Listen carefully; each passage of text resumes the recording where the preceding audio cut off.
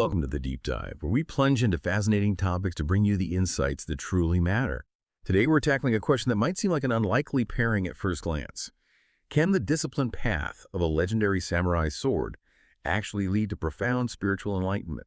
Sounds almost contradictory, doesn't it? But we're about to explore exactly that through the incredible life and seminal work of Miyamoto Musashi, the 17th century Japanese master swordsman. Musashi is revered globally for his unparalleled martial prowess.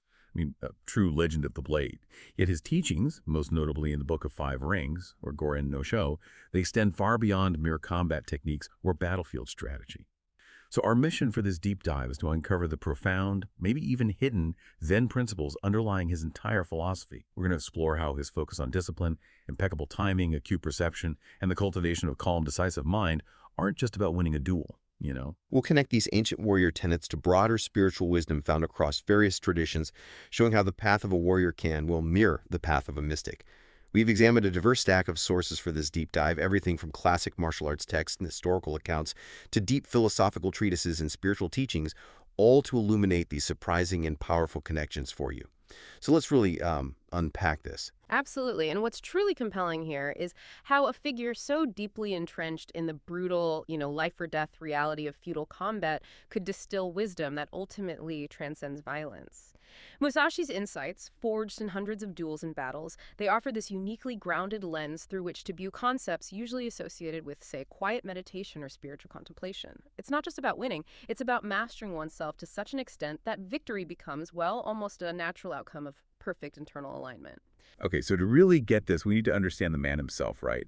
Ground him in his time. Begin by grounding Musashi in his historical context. He was a legendary 17th century samurai, a figure who actually existed, but whose life, like many legends, became embellished over time. Many accounts of his exploits, including the famous kabuki plays like Revenge on Ganryujima, which premiered way back in 1737, depicting his iconic duel with Sasaki Kojiro. Well, they were written long after his death, and they often added dramatic flair that, veered from strict historical accuracy. Yet, amidst all these legends, the Book of Five Rings, or Goren no Sho, stands as his direct and, frankly, undeniable legacy. Right. And it was transcribed about 22 years after his death, and scholars have since diligently worked to standardize the text from, 10 known copies. They're striving to capture his original thoughts as purely as possible, so that makes it an invaluable window into his mind, really. Yeah, absolutely. And it's also crucial to understand how Musashi's image was later, used. He became a kind of poster boy for samurai culture during a much later period, specifically the late Meiji period in World War II. His persona and teachings were deliberately invoked to infuse nationalistic doctrines of self-sacrifice and to bolster the image of the Japanese people as a powerful, indomitable warrior race. A powerful symbol. Definitely. But looking beyond these later appropriations, the man himself was, by all accounts, an imposing figure.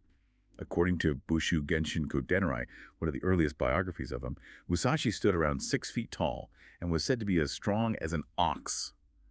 An absolute giant in his day, commanding respect both for his stature and his skill. And it's fascinating how Musashi's influence wasn't just confined to popular culture or even, like you said, nationalistic propaganda.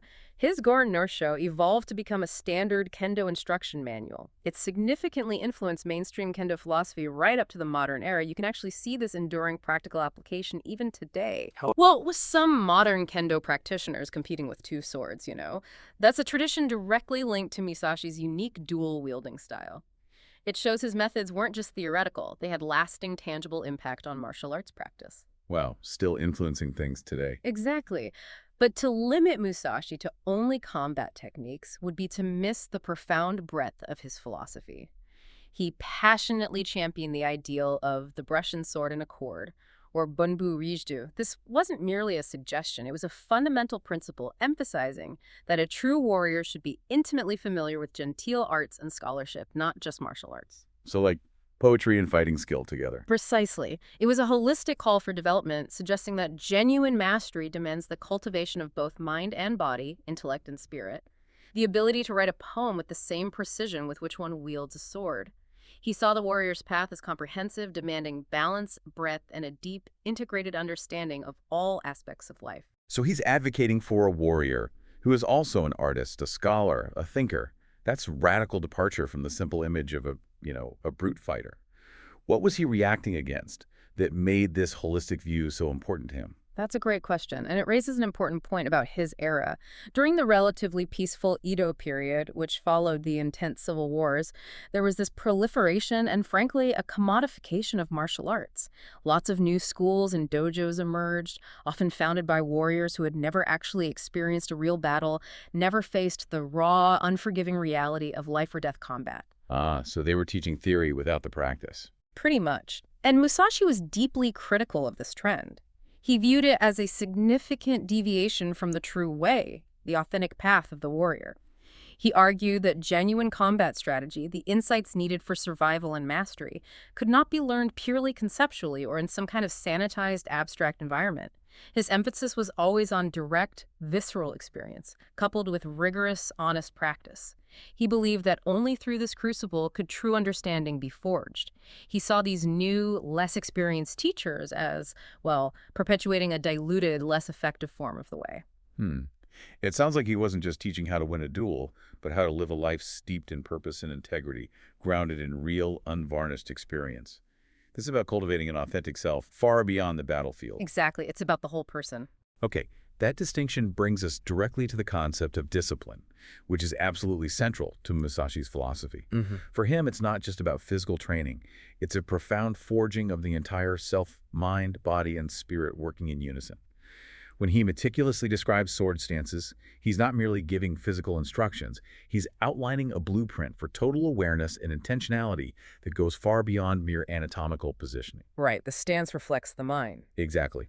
Take, for example, his detailed description of Enkyoku Tachisuji no Koto, what we might call the middle stance. It's fundamental and broad, designed to be fluidly adapted to the enemy's movements, not a rigid, static pose. He instructs on how the longsword's position depends on the enemy in changing circumstances, how the edges of both left and right swords should be precisely oriented, and how you learn to adjust the sword tip to keep the enemy at bay or subtly lure them in. He even specifies 3 distinct cadences for return swings, each chosen based on the flow of the engagement. It's incredibly detailed. So much nuance there. Totally. Or consider Gidan, the upper stance, where he focuses intensely on the precise placement of the right hand at ear height, the butt of the hilt, and the crucial element of the grip, not too tight, not too relaxed, he advises. This isn't just about physical strength. It's about a poised, attentive, yet adaptable mental state. Like finding that perfect balance. Exactly. And the short sword, held in the left hand, is positioned dynamically depending on the enemy's stance. The strike itself, whether fast or slow, shallow or deep, light or heavy, depends entirely on the opponent's attack. The standard target, he notes, is the enemy's hands, and you cut in a decisive forward motion, even mentioning katsutortsu, an alternating cut-thrust movement. What's truly remarkable here isn't just the minutiae of the movements themselves, but what they demand from the practitioner. These aren't just physical positions. They embody a specific way of being. They require conscious, diligent practice, not just to execute a technique, but to realize victory and, as he puts it, to embody the combat mind. It's about total commitment, about achieving a state where the action flows effortlessly from a deeply integrated self. And this is where Musashi's martial discipline finds fascinating and profound parallels in broader spiritual practices of self-mastery across diverse traditions. It's not just unique to samurai culture. Like what, for example? Well, think about physical disciplines like yoga, as described in Be Here Now, practices such as savasana, the corpse position for deep relaxation, or paschimottanasana, the head-knee position for stretching. They're performed not with brute force, but by calmly maintaining your center throughout the entire session. This highlights how physical form and inner calm are inextricably intertwined. Whether you're holding a sword in a precise stance or holding an asana on a mat, the external posture supports and reflects an internal state of balance and centeredness. So the body becomes an expression of the mind's calm. Exactly. It's about cultivating a body that is a true extension of a calm mind. This deep commitment to inner discipline raises a crucial question, though. What is the ultimate aim of such rigorous practice? Many spiritual traditions point towards a process of self-emptying or purification. Take the Cloud of Unknowing, a medieval mystical text. The disciple is not told to accumulate knowledge, but to wait in the darkness as long as is necessary, maintaining a simple, steadfast intention reaching out towards God. Waiting in darkness? That sounds intense. It is, and the radical core of this teaching is to seek God for himself, not for what you can get out of him. A complete detachment from self-interest or desired outcomes. This directly mirrors Musashi's concept of detaching from the outcome of battle. A samurai, fully present and trained, focuses solely on the flawless execution of the technique, not on the victory or defeat itself. Ah, so focusing on the process, not the result. Precisely. Yeah. This isn't passive indifference, but a profound commitment to the present moment, free from the distracting anxieties of desired results. It's this mental purification that allows for true mastery and decisive action. That makes sense. Letting go of the ego's need to win. Building on this idea of purification, St. John of the Cross, in his profound work, Dark Night of the Soul, describes a spiritual journey where the soul is purged of its own light, its cherished affections, its intellectual meditations, and even its acquired knowledge. It's a process of becoming annihilated to its old, limited self, stripped bare to its essence. He explains that the human will, often subdued and swayed by fleeting passions and affections, loses its true liberty. Annihilated, that's strong language. It is. But through this intense purification, an enkindling of love in the will can lead to receiving intelligence in a detached, passive, and utterly pure way.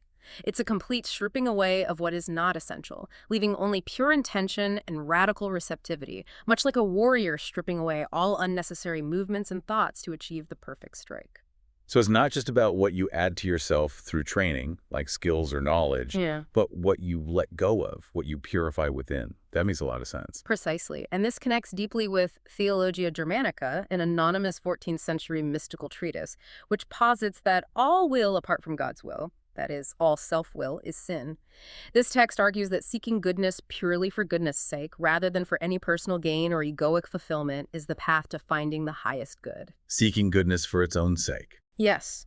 In this spiritual context, Musashi's diligent training, his relentless pursuit of the true way, can be seen not just as a means to battlefield victory, but as a profound spiritual path towards transcending ego and aligning with a higher, more universal order.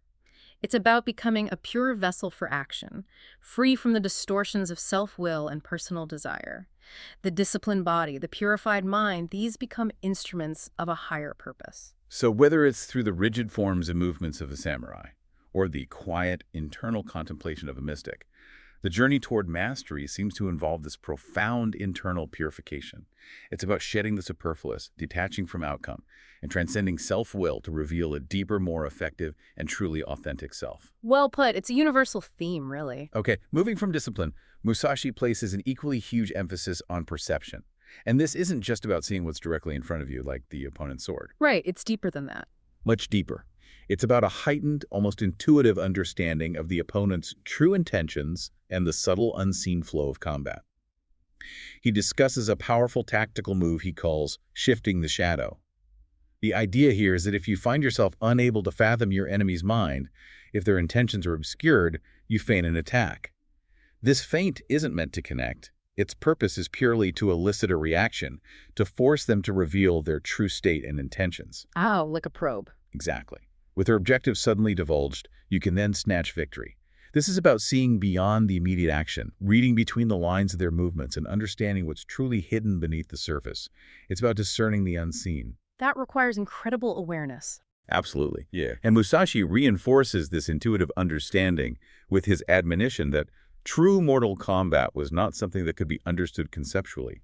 He believed that it had to be grasped through direct, lived experience through the crucible of actual battle. This implies a deeper, more intuitive form of perception, one that goes far beyond intellectual analysis or theoretical knowledge. It's about tapping into something primal and immediate, feeling the truth in your bones rather than just thinking it in your head. It's an awareness that emerges from total immersion. It's fascinating how this warrior's perception links so directly to spiritual awareness and profound insight, crossing cultures and traditions. Let's consider the concept of wu-wei from the Tao of Pu. Wu-wei. That's often translated as non-doing, right? Yeah. Right, but contrary to popular belief, it doesn't mean literally not doing. Instead, it emphasizes not trying in a forced, unnatural way. It's about seeing what's in front of it and follows the nature of things. This non-forceful, intuitive approach, much like putting the round peg in the round hole, leads to things getting done without struggle. It perfectly reflects an intuitive perception of reality, allowing action to flow naturally from an understanding of the inherent order rather than forcing it through sheer willpower. Aligning with the flow. Exactly. It's about aligning with the Tao, or the natural way, sensing what is needed without conscious effort. Like Musashi sensing the opponent's intention without needing a conscious thought process. That makes me wonder, how does one cultivate that kind of effortless, intuitive perception? It sounds like it requires a very specific kind of attention. Absolutely. And this leads us right into Buddhist teachings, which offer a powerful framework for cultivating this very thing. In Wherever You Go, There You Are, the concept of mindfulness is articulated not as knowing everything, but rather as being in touch with this not knowing. Being in touch with not knowing.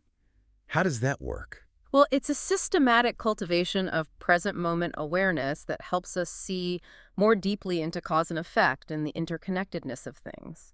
It's the work of waking up from these dreams, waking up from our habitual patterns of thought, our judgments, our preconceived notions, and truly seeing what is without imposing our interpretations. It's about stripping away the layers of mental conditioning to perceive raw reality. So less thinking, more observing. In a way, yes. Cultivating this awareness isn't a passive activity, though. It's an active, internal engagement. This involves watching your reactions in situations that annoy you or make you angry. Instead of immediately reacting, lashing out, or projecting those emotions outward, you learn to allow stronger and stronger emotions into the pot and just holding them and letting them cook, as John Kabat-Zinn puts it. Holding them and letting them cook. I like that image. Right. This practice frees you from old, worn-out, limiting views and profoundly fosters self-knowledge. It's an internal battle, if you will, to gain clearer perception, recognizing that your emotional landscape often colors and distorts your view of external events. By observing, you gain distance and clarity. That sounds like a lifetime's work. It certainly can be, and if we connect this to the bigger picture, radical acceptance, Tar Brock's work speaks of the open, wakeful emptiness of awareness as our absolute nature. What our mind recognizes as this empty awareness, our heart experiences as love. This deeper perception allows us to see all of life arising from and dissolving into awareness, leading to a profound recognition of interconnectedness. Wow. It's about realizing our fundamental unity with all things, a realization that transcends the superficial divisions and judgments we often perceive. This is the ultimate clarity, seeing the interwoven fabric of existence. So it's not just about seeing the enemy's movements, but seeing the whole dance, the whole ecosystem of cause and effect. That's a huge leap from simple observation. Precisely.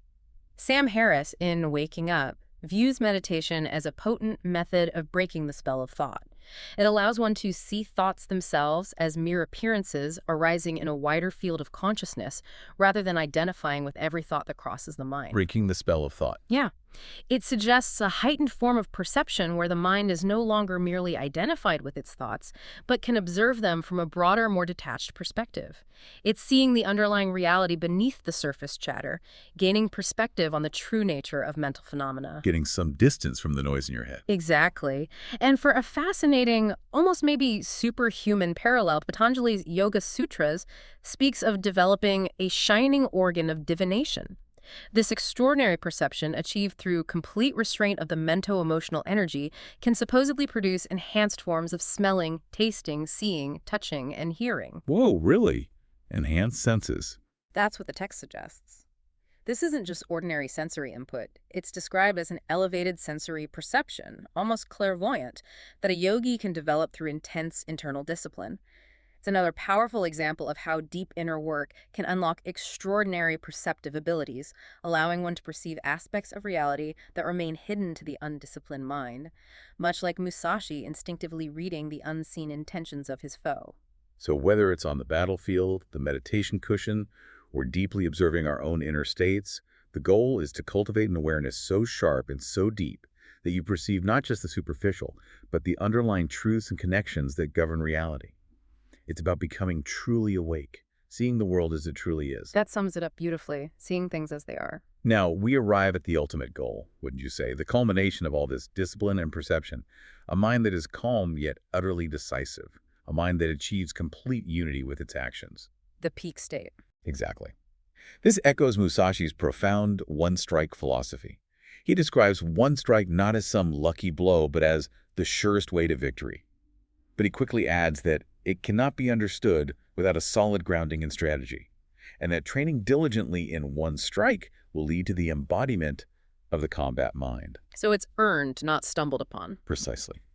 It's not a reckless move, but a perfectly executed action born from deep understanding, precise timing, and a mind that is entirely one with its intention, free from hesitation or doubt. He also delves into the critical concept of taking the initiative, outlining its various sophisticated forms. There's Kenosen, the crackdown initiative, where you actively instigate an attack to win, setting the pace. Ceding control. Right. Then there's Tainosen, the cleanup initiative, used when the opponent attacks first. It requires you to subtly modify your timing, allowing their movement to create an opening, and then striking afterward. Using their momentum against them. Kind of, yeah. And finally, Taitaino-sen, the coinciding initiative, which sounds like a real masterstroke. Both you and the enemy attack simultaneously, but you possess the profound inner stillness to override his rhythm. Ow. Or even seize victory by slowing things down and changing the tempo when both are brimming in spirit, as he puts it. Each of these forms demands adaptive decisiveness, but critically, it must be rooted in an underlying calm, not frantic, reactive panic. Calmness is key. Absolutely. The mind must be so clear and present that it can perceive the opportune moment and act without hesitation, embodying perfect unity between thought and action. And this unified combat mind, this state of calm decisiveness, it finds profound resonance in concepts of spiritual enlightenment and inner peace. It's not just a warrior thing. How so? Where else do we see this? Well, consider the profound idea of being the watcher, as described in The Untethered Soul. When you pull back behind the mind, you, the awareness, are not involved in the process of thinking. Thinking is something you watch the mind do. This simple yet revolutionary shift allows one to unplug the disturbed mind by simply withdrawing attention from its incessant chatter. The result is a calm, observant state where thoughts are mere appearances, not the entirety of your being, and certainly not your master. So you're not your thoughts. Exactly. And this detachment from internal chatter is absolutely key to clear, decisive action, because you're no longer swept away by mental noise. You can choose how to respond. Building on this, Eckhart Tolle, in The Power of Now, introduces the concept of the pain body. He describes it as a reservoir of trapped life energy that wants to keep the mind identified with it, feeding on negative emotions. The pain body sounds ominous. It can feel that way, but Tolle teaches that by disidentifying from this pain body and becoming the ever-alert guardian of your inner space, you can watch it and feel its energy without becoming consumed by it. This prevents it from controlling your thinking and actions. This cultivation of a calm and present mind directly empowers decisive action because you are no longer swayed or paralyzed by emotional turbulence or past wounds. Your choices come from clarity, not reactivity. So it's about creating an internal distance from emotional triggers, almost like stepping back to assess a battlefield without being caught in the immediate fray, getting perspective. Exactly. Tolle even offers a powerful exercise to help achieve this integrated state. Flood your body with consciousness. You do this by focusing attention on different parts of your body, sensing the subtle energy within. Then, you learn to feel the inner body in its totality as a single field of energy, being intensely present in every cell of your body. This practice directly cultivates inner stillness and a unified, holistic experience, bridging the gap between mind and body and fostering a deep, unwavering sense of presence. Feeling the whole body as energy. It's a physical grounding for spiritual and mental unity.